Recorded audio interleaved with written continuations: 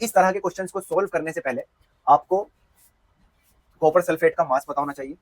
तो हम जब कॉपर सल्फेट का मास निकालते हैं CuSO4 का, तो कॉपर का जो एटॉमिक मास होता है 63.5 होता है, सल्फर का जो होता है 32 होता है, और ऑक्सीजन का होता है 16।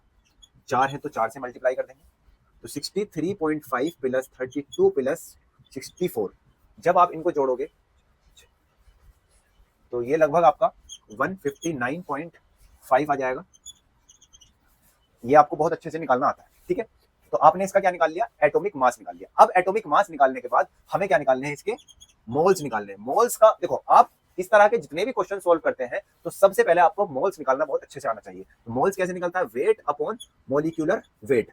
वेट कितना दिया गया है, 100 ग्राम, और हमारा जो मोलिक्यूलर वेट है CuSO4 का वो कितना है, 159.5 ग्राम पर मोल। 159.5 ग्राम मोल, ग्राम से ग्राम कट गया तो हमारा आंसर किसमें आएगा, मोल में। तो ये आपका आ जाएगा 0.627 मोल, ठीक है। मोल्स निकल कर आ गए। हमें निकालना क्या है, how much copper can be obtained 100 gram of copper sulphate. हमें मास निकालना है।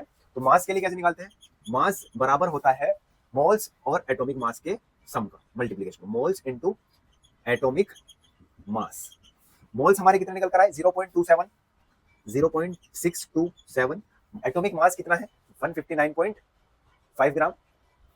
ये टोटल का मास है। देखो ये मिस्टेक मत करना, मोल्स इनटू एटॉमिक मास निकालना है। एटॉमिक मास हमें किसका चाहिए, हमें चाहिए कॉपर का, और कॉपर का एटॉमिक मास कितना है, 63.5। कितना है, 63.5। तो हमारा जब आप इसको कैलकुलेट करोगे तो लगभग 39.9 ग्राम आ जाएगा, और यही आपका कॉपर का मास है ना, बिल्कुल सिंपल।